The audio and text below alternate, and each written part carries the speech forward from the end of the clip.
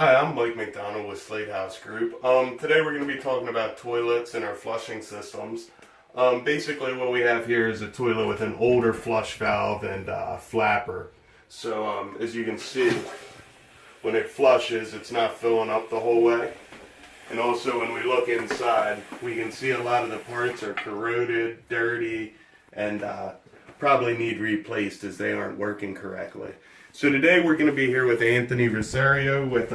He's part of our plumbing team at Slate House, and we're going to go ahead and replace these items in this tank so we get the tank to fill correctly and then in turn flush properly.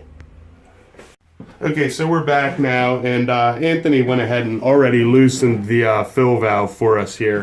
What it is it's a plastic bolt that goes on the bottom, and as you'll be able to see here, it hooks up to this threaded end at the bottom here, right through the tank. So this is the main part that we're going to be replacing today. That and also our flapper, the red rubber part of the toilet guts here. As far as the standpipe and the fill valve, we're going to go ahead and leave that. Primarily, we only replace that when we have water coming out here from between the tank, or we notice anything else wrong. But for this installation, we're going to go ahead and leave the standpipe and simply replace the fill valve and the flapper.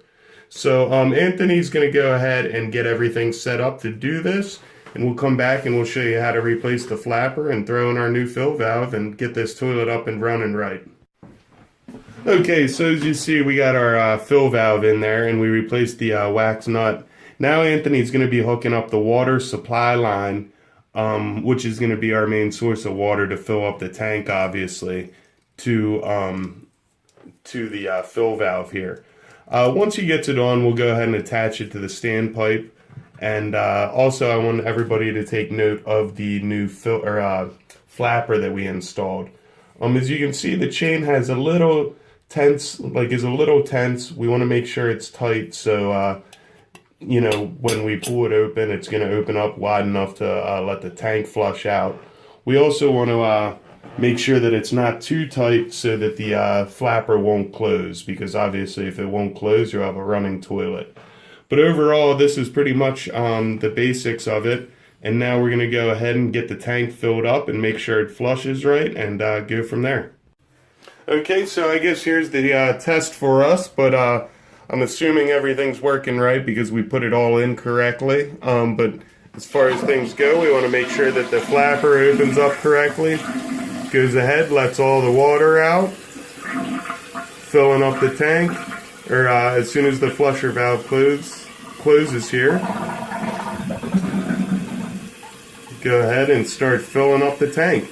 So pretty much by replacing this one fill valve, we were able to pretty much correct all the problems in this toilet and keep us from having to replace a toilet, which could be $100 compared to buying a kit from your local Home Depot that has all the pieces you needed for about $15–20.